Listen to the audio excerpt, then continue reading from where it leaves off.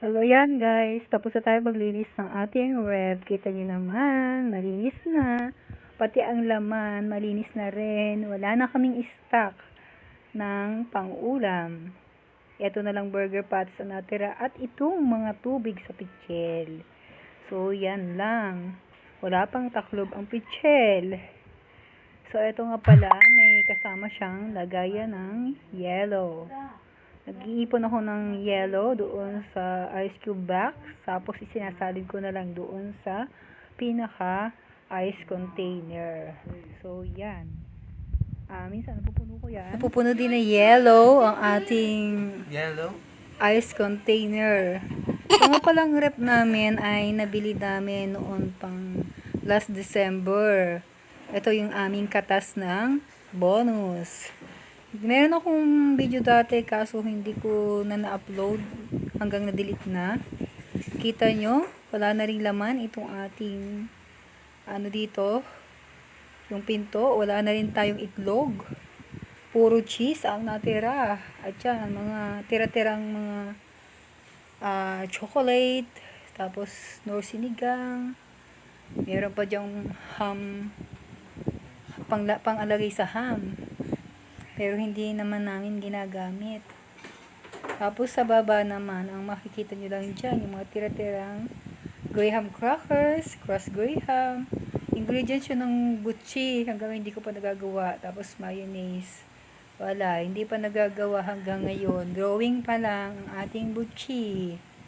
Sa ilalim, wala na, kundi kokwa. Yan, kita nyo naman. Tapos dito naman sa kabila, eto, puro Coco Crunch lang ang laman ng container na yan. Coco Crunch,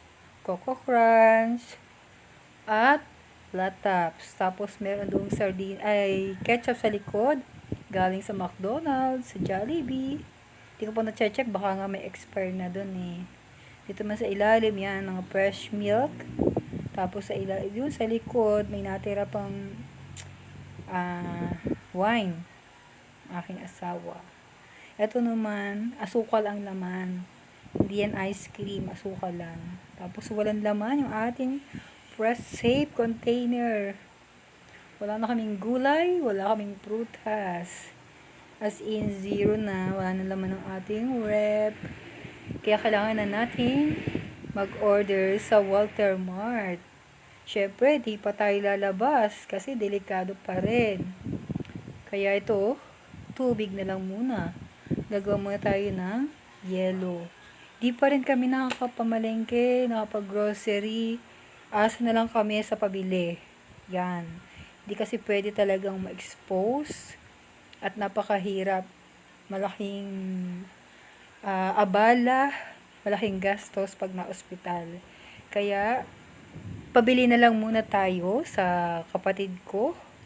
Tapos, order na lang tayo ng grocery sa Walter Mart. Yun lang muna. So, aming freezer, napakalakas niya talaga. Ang bilis-bilis na mag-yelo. Kaya pala, isang araw yelong-yelo na, napasok doon na nadala yung kanyang, yung tawag doon. Napasok doon sa Max. Kaya talagang as in, yellow-yellow. Tapos, yan, wala talaga. Yung lumpia wrapper, di ko alam kung okay pa yan. Yung mixed vegetables mixed veggies na yan. Pwede pa naman siguro yan, pero tagal na rin yan. So, yan na muna ang ating rep. Baka bukas naman ay malalam na pag na-deliver yung Walter Mart. Yes, nakapag-order na po ako. At yan na nga, dumating na yung ating order sa Walter Mart. Yan, paalis na sina kuya at ate. Konti lang naman ang ating na-order. Although marami tayong pinadalang choices, kaso yung iba out of stock na. Ito tayo ay nag-haul na uli ng ating order sa Walter Mart. And as usual, kailangan na natin linisin bago tuloy ipasok sa bahay. So, mayroon ako ditong palanggana na may joy at saka suka. So, yung gagamitin ko ngayon. So, please don't forget to like, comment, and subscribe to my channel. And thank you very much sa lahat na nakasubscribe na, naka 1,000 na tayo.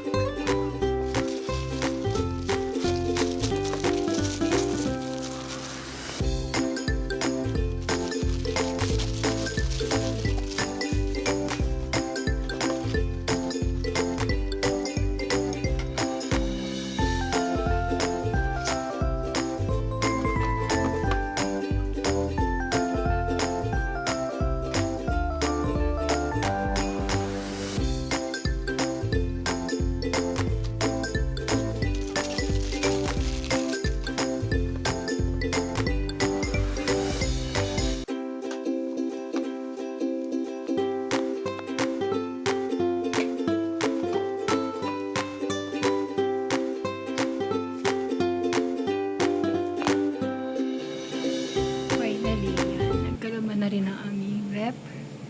Ito ang freezer. Yan, may mga hotdog tayo. Bumili ako ng 1 kilo pinaghiwa-hiwalay ko. Nakalimang balot ako. Ito pa yung dalawa. Tapos, ito ay chicken. Puro chicken. So, ating yellow. Yan, nag-yellow na. Hirap kasi bumili ng marami. Dapat ay fresh.